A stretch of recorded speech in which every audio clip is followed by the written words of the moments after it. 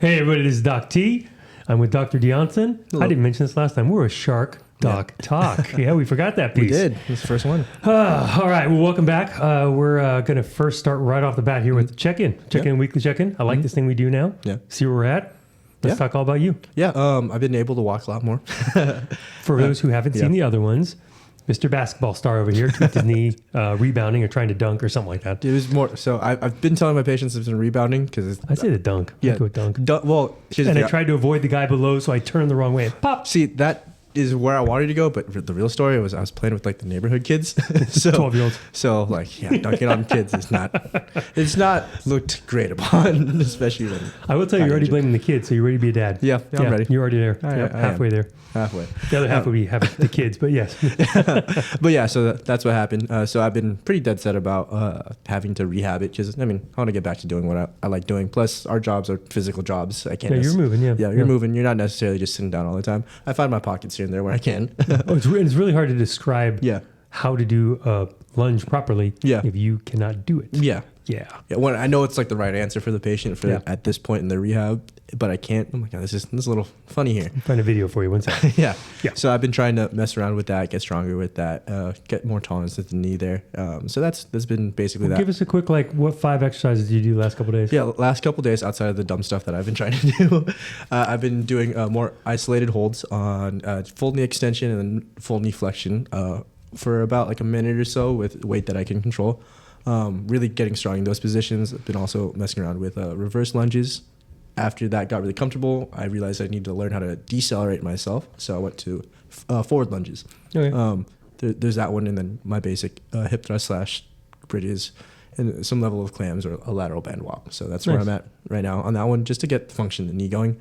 Stairs are great now. Me and stairs, now we're friends. We're buddies again. Yeah. It doesn't seem like much until you can't. Yeah. Then you're like, God, it's when you hurt your back and you drop someone on the floor and you're like, I'm going to stay there until I can move better. So with that too, I've been just kind of introducing some barbell motions within reason. Just because I powerlift, so I can't necessarily always just stay away from it. No.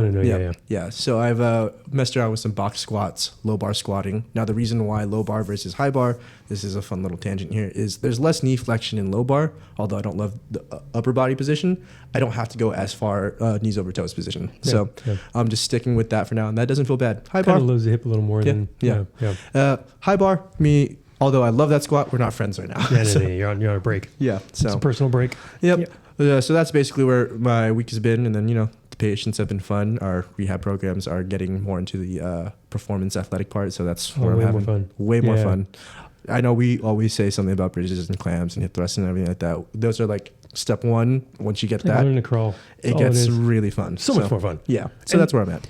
The great thing is, we talk about this. We don't talk about this enough, truly. Yeah. The satisfaction of our job. Why do you do what you do? Honestly, the look on someone's face when they connect dots and they realize this just helped that. Yeah. That's the look. That's that aha moment when your kid finally figured out why we asked them to clean up things. Yeah. It's like, oh, so that way this is like, yes, that's what, yes. Yeah. I remember loading a patient. I was like, yeah, we're going to do barbell reverse lunges. And they're like, do you want me to do that? I'm like, why not? On purpose? Okay. Yep. Sure. Yep. Well, it was for like other athletic reasons, but yeah, cool. That's cool. Yeah. That's awesome. All right. How about patients? Patients-wise, patients have been fun. It hasn't necessarily been extremely challenging, but I think we're at the cool part of finding the parts of rehab where we have to make it interesting because there are some ruts. Sure. But also... little plateau. Yeah, a little plateau, but also not in a bad way. As in, like, they don't feel a big change right now, but I can see that they're moving differently and doing things that they need to do. Oh, that's... Yeah. We'll have so we fix pain with movement. That's really what we do. We try to increase movement, but not just more range of motion, also more efficient way of moving, more patterning. Yeah. But you have somebody who comes in that has trouble, like the patient I just had today, long, funny story. Golfer, but he had some issues going left to right lateral flexions, had some limitations on rotation. So he was a zebra. Very funny, yeah. We'll talk about working this, even adjusted him, never seen a chiropractor in his life. The movements, I was like, well, this could be just a joint fixation. Maybe we'll get lucky with that one. That could be like the one and done thing, right? Hit it, helped, but that wasn't it. Take care of the whole thing. I get 2 muscles that I was laughing like, okay, I could have worked just those 2. Pain was gone. And more importantly, you're watching him move and he's moving full range of motion, no problem. Yeah. That's the key. Even if he said it hurt still at the bend range, I'm like, I don't care. Yeah. You're moving fully. Yeah. That will come around. Like that'll come around. So those little pieces are always, interesting to fix movement or fix pain with movement because you have the caveats of the human and what they're doing and what they're going through and blah, blah, blah. But there's nothing more fun than adding weight to things. Oh, yeah. A couple things for you real quick I was going to tell you about that. I totally forgot. Our belt march machine out there, belt squat, belt march, whatever. You can do descending like lateral jumps. Okay. That might be a fun. That might be fun. And you don't even have to air out. You don't do max vertical or anything like that. You can just kind of go up and then land on the other leg and decelerate. I played with it. It actually didn't hurt my back. Well, that's also another one when we go into your. Oh, we're talking about right now. We're going right into it. 6 days in, I have managed to exercise without hurting myself. However, this is the fun part. There have been 2 days where one was a leg day, where I just about was like, let's see if no. And I always tease patients when they ask. Like, so Diana, our front desk, it's funny. Anybody texts over the weekend or something like that at night, can I do fill in the blank? The response is 99.9% of the time, no. No. And people are like, well, why is it always no? I say, when in doubt, don't. And if you have to ask, you're in doubt. Yeah. So don't. Yeah. And that's what I do myself now. I'm like, no, nope, not doing it. Nope, Especially nope, in the rehab part, I usually say if it's not an absolute yes, it's an absolute no. 100%. Yep. And it should feel like it's supposed to feel. Like I'm actually sore. It's kind of demoralizing and humiliating and all that, but I'm actually sore from doing, you ready for this? Go for it. 5 pound. Oh. 5 pounds. Wow. Slow eccentric single leg RDLs. Very slow. So the meat and potatoes. Wow. Yep. 5 pounds. And I'm still, so it was Tuesday. Today's Thursday, 2 days ago. Yeah. Wow. So you're having DOMs from 2 days. from 5 pounds. And so when we talk, people go, how can my glute not be firing? And I always smile. I say, it's not like this thing does nothing. It doesn't just it's turn not off. Disappeared. Yeah. It's that it doesn't fire efficiently. So it doesn't necessarily fire first. Yeah. And if it doesn't fire first, something has to when you bend over. And that is usually the problem. That's the tissue we need to treat, calm it down, then teach you the pattern. So I'm going to go for 1 RM next week. Awesome. At 7.5 pounds. 7.5. See what I can knock out there. 1 RM, not even 2. Oh, I'm so excited. When we weight up, it's bigger. There you go. Man, this is great. Yeah, I can actually do a press bent, or push up with more weight on my back than I can RDL. So, for those who don't know, that's not supposed to happen. It should never happen. Should never happen. Your legs are generally speaking stronger than your upper body, generally speaking. But yeah, so it's like I said, it's humiliating. Yeah. But I'm doing it. Just to put it in perspective, like I've taught some people how to deadlift, and their first time ever like touching the bar, just all those small things, never touched a barbell in their life. We got to like their body weight. You should be able to move some weight on it. So here's this is an interesting topic because I just read this. Depending on the bro science out there, so whoever you're following on Instagram or TikTok or whatever social media stuff, they always have these parameters. Yeah. You should be able to do this and you should be able to do that. And I always kind of smile because I was like, there's like 5% of the population that actually means something to. The rest are like, why? Yeah. It's like, I'm not going to argue with you. I will say this. I look at it from more of a survival functional set of things. You should be able to pick up some amount of weight from the ground without fear of hurting yourself. Yeah. 100% true. Here's the reason why. Some of the top 5 reasons elderly people get injured, or throw out hips is because they've gotten deficient at getting off the ground. Yeah. They fall and they literally cannot get up. So you should be able to fall down, burpee, and get back up. Burpee. You should be able to pick something up and put it on a counter. And that could be any number of things, water, food, anything. That's more of a survival piece versus the deadlift side, which, mind you, I still hold that I would love to be able to deadlift twice my body weight. I can't do 400 pounds anymore. I wonder if there's an age bracket around that. There probably is. There's like there's masters versions. You've seen the freaky 60-year-olds that are deadlifting 500 pounds. My favorite thing to watch on Instagram is like the masters levels of powerlifting and Olympic weightlifting. Oh God, because they're old and gray. Like they look old. They're old. Yeah. And they are moving so much weight for the general population at that age. I'm like, yes, I want to do that. That's what I want to be. It's crazy. Yeah. Okay, so that's funny. Yeah. It's interesting because when you go to talk about, we're going to have a podcast, we're going to talk about topics. Yeah. Like, what are we going to talk about? Well, most things is just loop back to another thing. Yeah. Like there's always, the pieces are different pieces, but all the dots are connected. There's no, standalone things. They're all intertwined. So last podcast we did, the 2-parter, we had talking about, if you're getting back into shape, whether it be you're reigniting the flame with powerlifting, or you're putting your toe in the water for F45, or you're going to be on endurance athlete, whatever it is, right? We harped on that. We had almost 2 hours of information on there because that 70-year-old, he listened to his body. Oh, yeah. That's why he can do that at 70 and not be broken. Yeah. Versus people in this room who don't do that all the time. Really, I'm talking about me. That's bollocks. 2 years now. Because I'm looking at what I call the 30,000-foot view. I'm looking at the big picture, right? Yeah. Where do I want to be when I'm 65? I want to be back squatting, deadlifting, pull-ups. Like, I want to be that grandpa. Yeah. It was like, dang. Yeah. It's like, not because I want to be a show-off, take my shirt off at the beach. It's not for that. It's because my kids and my grandkids I can play with. I dream of being 75 in a pool with my grandson or granddaughter, picking her up and chucking her across the pool. And it was like, that's grandpa? Yeah. Yeah. Okay. Yep. You know why? Because kids love that. That memory for that child, it makes everything that's stopping me now nothing. Yeah. I don't care. 100%. I want to deadlift today. Too bad, sucker. Pick your 5 pounds up. Make it hurt. So the most 2 days of soreness. If you're feeling frisky, 7.5 pounds. But I was like, I can't believe I'm that sore. So it's even me. I'm like, I know this stuff. I teach this stuff. I talk this stuff. But it still happens to me, and I go through it. Like I did clams. I was sore for a day. I did 5 pound 1 hour leg RDLs, and I'm sore for 2 days.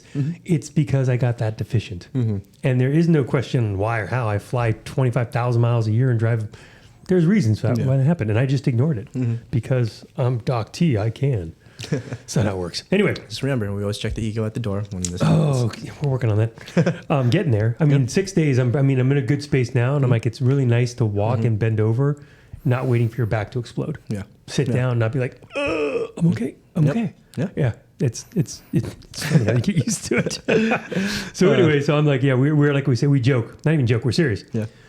We at SHARC know you because we at SHARC are you. Like we've done the exact same dumb stuff. Even though he's 20, how old are you now? 28. I'm getting old, man. Yeah, I know. He's almost 30.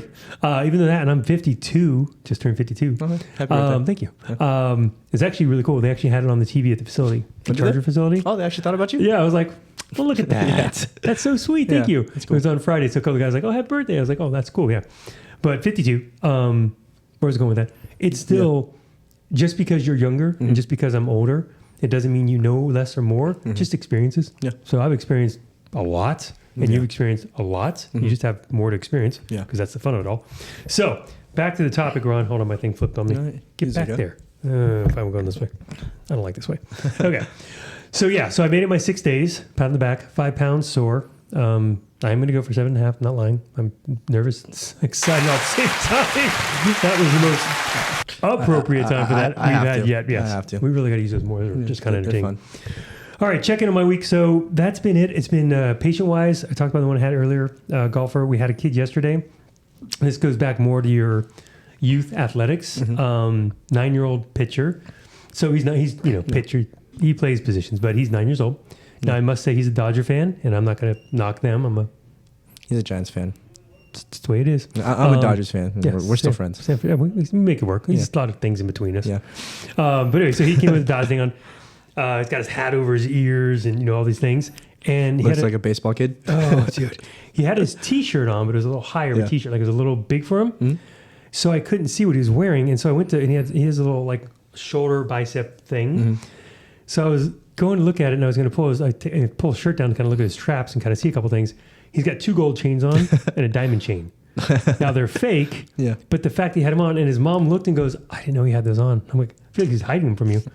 This little 9-year-old, like he is living baseball right now. That is the Dominican baseball look for sure. That is fantastic. That is Big Poppy. So, and so now this parent, like this, we talked about this last time. We talked about youth athletics and the parents being kind of the problem sometimes, right? So mom's a trainer, personal trainer. Okay. Very smart girl, woman, and has years of experience, comes in and she's smart enough to know, I don't know this, so I'm taking her to somebody or him to somebody who can do their job, right? That's not my job. So she comes in and we're talking, going back and forth, and I'm just asking questions about stuff, checking him out. Turns out, honestly, all he really had was just, his back wasn't strong enough. And as a kid growing up and developing, you never know. I've got a 14-year-old that hit puberty at 12. I got a 12-year-old that hasn't even sniffed it. I got an 11-year-old that's all started already too. Yeah. So the middle one just isn't there yet. It just happens differently. Yeah. And then we had that one, can't say your name, but we had that one football athlete that just got accepted to a college that didn't hit puberty until much later. Oh my God, that poor kid. Yeah. So much skill, mental fortitude, and his body was like, I'll get there when I get there. Yeah. He was like 15 and he was like 5, like my height, 5'4". Well, you know how you can tell? It's very funny. There's something called a Tanner scale, but you actually can tell in the thighs and knees because they still have the baby fat. Yeah. They haven't that was a Tanner scale? Yeah. So they actually have that, and that's what you can see it. So you can tell with kids, oh, they still have baby fat, like baby fat, not like little kid fat, but baby fat. Yeah. And there's nothing wrong with that. That's just how you grow into it. Like my 12-year-old has a little belly on him. Yeah. His knees, same thing. He's developing. You can tell he's gonna kick into gear soon. But those are the things as sports doctors, when you're talking about age brackets, that's what you're looking for. Yeah. So his little body, his bones are not even ossified. He's got cartilage all over the place. Yeah. So she was concerned, which rightfully so. So I checked everything out, figured it out. Come to find out, it's really when he throws hard, that's when it bugs him. Otherwise, he's just tossing the ball, playing catch, no big deal. Now, there's a couple things to this. That means that one, this problem isn't going to go away if he just doesn't throw hard. There's something causing this mechanism. Yeah. So we have to fix that. Otherwise, just tossing the ball is going to hurt. And then if you're 10 and it hurts to throw a ball, what are you going to do? You're not going to throw a ball anymore. Stop throwing the ball. Yeah. It's kind of a part of baseball. It's a big part. Yeah. You have to throw the ball. So then he might quit. So here you have a kid again who might be talented or could be and loves the sport, really does love it. He's wearing chains and he's 9. Oh, yeah. He's living the dream. Did he have the sunglasses and the hat too? Just the hat. It was dark already, but yeah. So he's living the Dodger player dream, right? He loves this stuff. You take that away from a kid like that because of injuries or pain, the kid's life's going to suck a little bit. Oh, yeah. There's As a 10-year-old? Yeah. 10-year-old, that's a big deal. Like, when I messed up my knee, I know we talk about it all the time, those first 2 days sucked because I was like, I can't blah, blah, blah, X, Y, and Z. But for a 10-year-old, you're taking away, for a lot of things, a big part of their identity. Part of life, everything, And they identify because they're 10. That's what, when you're younger, that's what you do, right? So, comes in, run him through, get a band on him when it throws. So I have an elastic band stretched out, have him mimic throwing. Now, the first time he took it straight arm and went like this. And I said, honey, if you throw like that, we got some problems. And he goes, oh, no. It's like that. I was like, that was a funny joke. So he threw it. I gave very little tension, no pain. Yeah. A little more tension, no pain. Little more tension, felt something. Wouldn't call it pain. Yeah. Then I gave him some good tension. He had pain. Perfect. Laid him down, worked him over. Looked at some stuff, checked some stuff. Definitely got to get the back stronger. This is the advantage of having a mom as a trainer. Yeah. So I could just kind of lay it out to her. And when she got the concept of what I was going for, now whether he does it because he's 9, 10, that's different. But his mom's a trainer though, so he's still not. I'm a sports doctor. That's my true. Kids listen to nothing I say. That's true. I explain why breathing patterns are good for them. They don't do them. I know. I was trying to be optimistic. No. It's just family just doesn't listen to family. You can be the best, but whatever. Yeah. Anyway, so finish with him. Stand him up. Get the band. Do the same thing. No pain whatsoever. Even pulled it pretty tight. Nice. Pain's done. So the tissue's calmed, it's relaxed, allows him to move. Now it's strength time. So we went through the strengthening stuff. Now the point of this isn't so much like bragging about, I fixed the kid. No. It's a 9-year-old. He wasn't broken. He just had some things. Yeah. The goal is to figure out what to do and then get it done. The part that I loved was mom was smart enough to bring him in early. Yeah. I think it's been going on for maybe a week, maybe 2. Yeah, that's real early. Yeah. She brought it right on. And then she was able to recognize that he's 9. He loves baseball. He is not going to play travel ball year round. Yeah. He's going to play something else. Good. So he plays soccer. Yeah. He does something else because, and this is the advantage again of having somebody who understands those, you need to develop kids full body, head to toe, right, left, inside, jump, inside, outside, up, down, fall down, get up, whatever, because they're developing. So with him, this twofold, the emotional side and the physical side. Physical side, she addressed it, took care of it, got it figured out. He's going to go. Good. So hopefully he'll stick with the exercises and the arm will be protected and pay attention to that. Yeah. But the mom put him in a position to be successful. Absolutely. Pulled him from baseball. No more throwing. Yeah. You're done until we figure this out. And even though it was a little bit out of fear too, because it's still a 9-year-old and kids, anybody that has kids understands. Those that don't, you will if you ever do. They minimize those pains if they're enjoying what they're doing. Yeah. Like my son, I always joked the one time he went and hyperextended his elbow in jiu-jitsu. He was having so much fun, he didn't care. He just dragged it along because it hurt to use and just jiu-jitsu'd with one arm. Oh, yeah. And I'm like, you okay? He's like, yeah. I'm like, you don't look okay. He's like, I'm fine. I'm like, okay, sure. that's kids, right? They're just having fun. So the fun outweighs. I just had so many memories about other things that happened like that where it was fun, so we didn't do certain things, but that had nothing to do with injuries. So she was smart to do that. So parents out there, when your kids got something, don't just poo-poo it like it's, he's 9 or, it's this. Go get it looked at. You know, these are little, and usually like this is probably one and done. Yeah. I treat him, he's done. If the pain's gone, we know the exercises. Yeah. You're good. Go take care of yourself. Yeah, because now it's just a matter of prepreration. Like, is his body ready to take care of all the stresses that has to and happen? if he actually does it. Yeah, that's true. Yeah. I mean, he's not winging 90-mile-an-hour fastballs, but still. Yeah. Yeah, throwing the ball still. 89.9, not 90. That would be a freak. No, that would be crazy. Doctors would knock on his door real fast. Everybody. I have real gold chains for you now. Not just the fake ones. I got the real stuff now. But that kind of like, that bleeds into our topic of the day, so to speak, is when it comes to athletes, and we're talking, I'm going to say collegiate or higher, is different than high school or under. Yeah. So we had a 16-year-old soccer player on here. We had a 14-year-old water polo who's now a rower. We have a 9-year-old base. It's unofficially official. Oh, sick. Yeah. Been a couple months. I'm going to check in probably next week. The baseball player. You have these different age brackets. We have the other young man who plays hockey. Yeah. You're a kid. Yeah. I have a early 20s tennis player right now. Yeah. Yep. So all these sports, when you look at under 16, I'll call it, there has to be well-roundedness to them. Yeah. There just does, developmentally, functionally, and everything. Most 16 under kids, no more sad to say, almost doesn't really matter how good you are at the sport. You got like a 1% shot of really being where you're getting paid to play, right? Yeah. So we want to always encourage that, hope for the best, but plan for the worst. So that's my thought on that. When you get to 17 and above, or more your college to pro level, this is where we have what we call the functional dysfunction. Yeah. So the joke goes, this is very funny. This is a real conversation from the Olympic training facilities. Runner comes in, he does 200s and 400s, sprinter. They check him out analysis. His left side appears to be shorter in certain functions than the right side. He's a 200 and a 400 meter sprinter on a track. Which direction do they go on the track? No, they turn left. They bank left the whole time. Yeah. He's a gold medalist. Do I fix that dysfunction?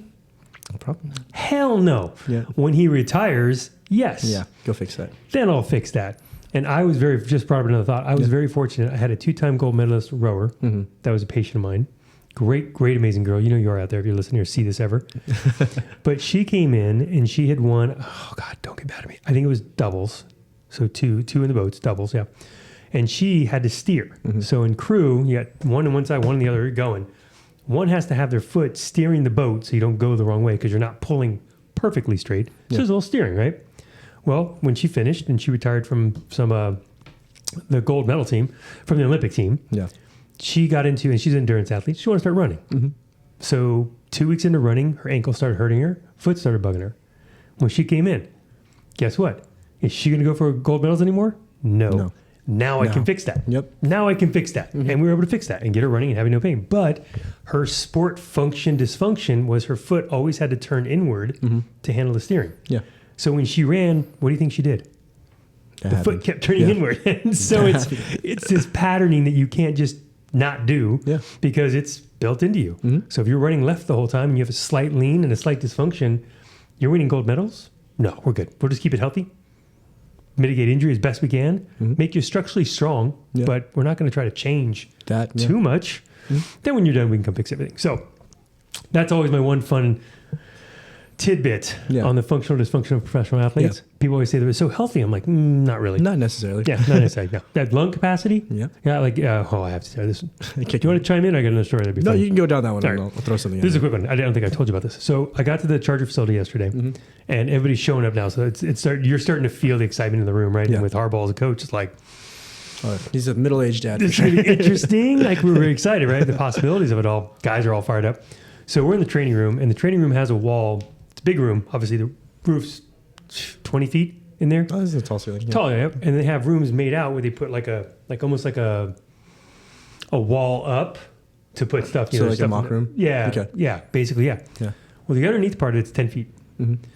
They had Post-it notes and seeing who could do the standing vertical and get the Post-it note the highest. Oh, yeah. I'm not going to name names because I'm going to get in trouble. But there was one gentleman who's a little bit older than the rest, more experienced than the rest, but an absolute animal beast of an athlete, right? Yeah. He touches and he's the highest of this group, I think 4 or 5 guys, and nobody could really get to him. Yeah. Then one of the new guys that came in, not a rookie or anything like that, but came in, he stood, he grabbed it, and then almost purposely put it corner to corner with the other one. Yeah. So they're matched there, and you're looking, and nobody could figure out who was higher as his name. The bottom of this is 10 feet. They're touching 11 feet. Okay. A standing It's up vertical. there. Standing vertical. That means you could dunk a ball. 200 and let's call it 55-pound athletes. Yeah. They're moving 255 plus, depending on which one it was. Explosively. It was like, I'm watching like, and in the back of my head, I'm thinking, like, just don't pull a hammy. Yeah. Just don't Before the season starts. Don't roll an not ankle. Now. But you realize, you look at that, like we talked about the running back from back in the day. Mm-hmm. You're just like, that is, wow. Mm-hmm. That is insane. So nonetheless, functional, strong, powerful, absolutely. Mm-hmm.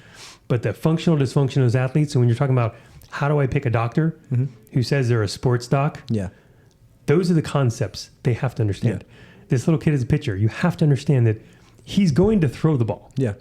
And if he puts together that if it hurts, he can't throw, do you think he's going to say a word to you if it starts bugging him again? No. Not a word, which means it'll go until it hurts so bad he can't do anything. Yeah. Now you have a crisis patient, crisis child in a sport they love, they can't play. Yeah. That becomes a problem. I'm on a soapbox. You are. Tell me. I'm listening. Just go. I'm learning. See, sometimes, and you've done this too, and it's happened. I'm just going to listen because I'm learning some cool stuff. Yeah. Because nobody knows everything, Yeah. but it's kind of fun to talk about. Definitely. So when we have like the soccer player or the rower or the lifter or the tennis player, the difference between a sports doc who truly works with athletes, truly does, and one that has athletes, right? 2 different things. Completely different things. Yeah. Is understanding those caveats. Yeah. Those pieces of like my swimmer, shoulders kill her when she tries to swim. Perfect. Lunge, air squat, walk stairs. You're not doing nothing. Yeah. There's no room for nothing. And work on the dysfunctions in the shoulders. We'll work on everything. We'll get there, but we're not going to stop moving. Yeah, so this kid here can't throw the ball. He can do push-ups. Cool. He can do band lat pull-downs. Cool. Banded snatches. Cool. Yeah. Go do it. Yeah. Do it. And if you can do that, then we can throw again. Like he's going to earn it. So now he's going to equate putting in the work for the cookie. Yeah. And that's the biggest thing with all that stuff too. Is like, yes, he may not be throwing right now or, throwing as hard as he wants to right now. However, we're teaching him, you have to prepare your body to do so. You kind of earn these things to do. Yeah. Like, they're fun. I want you to go do that. That's our goal. But in order to get the goal, we kind of need this meat and potatoes. We need these vegetables, per se, to get that. I hate vegetables. Bad analogy.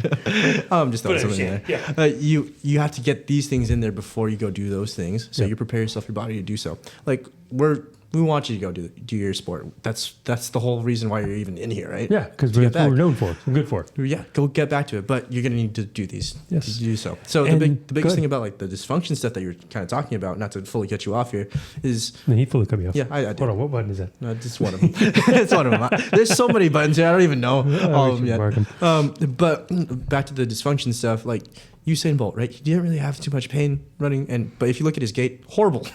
It's very funny. Sport again. Yeah. Everybody, like, who's it? Michael Johnson? That looked like he was almost completely upright running. Was it Michael or was it Tyson Johnson? It was a Johnson. I remember that last name, but I can't remember the first name. I can't remember. It was in the 80s, early 90s. Yeah. Anyway, yes. Yeah. And the great thing to your point on this is, again, dealing with athletes versus having athletes. Yeah. This is also why it's different. I'm not looking at this young man as a 9-year-old who may not play baseball after 12. I'm looking at what if he's a senior in high school pitching for a state or CIF or something. What can I give him right now that'll help him on that trajectory? Yeah. But also if he deviates to football or to soccer or something else, those dysfunctions still need to be function. Yeah. So that's kind of it. You taught him a reward system, which for athletes, we don't need much more. No, you don't. You're saying if I do this and I can do that, okay, done. And I might do it 500 times today because you said that means I get there faster, right? Yeah. It's like, no, that's not how that works either. But like, we know though. You guys. Like the same guy. So we talked about, I think last podcast, he came in and took that week off. Yeah. So he came in and one of the moves was we call a wall RDL. And he said, yeah, I thought, well, that's getting easier. So I did this to make it like challenging and my back started hurting. I was like, that's not... You weren't ready. My favorite one is we have an older golfer trying to get on like tours and everything like that, and dealing with some back dysfunction. We had to pull him back a lot because he was trying to be really aggressive with things. So we said, hey, stick with these simple exercises, like clams was one of them, right? It was working. He said, I can't feel it anymore. I was like, okay, let's modify a couple of things. And I asked him, like, what were you doing? He's like, I've been sitting down, watching TV all day, just doing this exercise. I'm like, so how many reps did you get in? He's like, somewhere close to like 500. I'm like, okay, that's not what the point is. That's not the point of this exercise here. Yeah, it's an interesting, like athletes, the one great thing is I never have to motivate them. Yeah, they're motivated right? for the most part. And if you direct them and you give them the reward system, like here's your cookie. If you do this, right, then it's just like this, no problem. Most athletes, you're right, very much so. I've just got my 5-pound thing still rattling in my head. And then there's ones that are going, okay, if 3 sets of 10 are good, 50 sets of 50 are even better. No. And it's like, that's not what the exercise is for. Yeah. So it's funny because he's a golfer. So in golf, in theory, the more repetitions you do, the better it is. Yeah. So, it's one of those things. So what we're trying to say in landing our plane on this one here is, I got to come up with new sayings besides land the plane, but I still like it, is that the functional athlete isn't somebody for you to aspire to be. You need to make sure you're taking care of your body. Yeah. And sport, the activities you do, pickleball, tennis, golf, triathletes, whatever, it's the fun stuff. Yeah. You want to operate as a human more often than you operate as an athlete. Yeah. Because you're spending most of your time as a human. Yeah. The athletic piece is like the weekend warrior fun stuff. 100%. So make sure you're taking care of your dysfunctions, doing the stuff you don't like, because that means your body likes it. You just don't like it. Like 25 minutes at 130 to 140 heart rate on a bike. But I need that for my body to be a healthier human. Focus on those things. Yeah. And understand, as long as you are paying to play, if you're a triathlete and you're paying to go to that event, nobody's sponsoring that for you, make sure you can get through it, feel good, and come out the other side happy. Yeah. Like beer gardens is fun. Yeah. Not like I'm going to numb my pain. You know, there's two different ways to look at that. So, all right, guys, we're going to wrap this up. Yep. I hope that was fun. We enjoyed that one. Oh, yeah. It's kind of a quick one for us, but I think we got 20, like 30 minutes. It's not bad, yeah. If you guys have any questions, same thing, drop us a note, give us a line. We love the feedback. It really helps guide what we're going to talk about. Yeah. And again, we can go down rabbit holes left and right, and there's nuances. There's zebras everywhere out there. Yeah. So if you're a zebra that has one of those weird things that just can't seem to be figured out, you'd be quite surprised what we can figure out. So give us a holler. Yeah. If you feel like we're talking about you, go ahead and send this with your friends. Yeah. Trust us.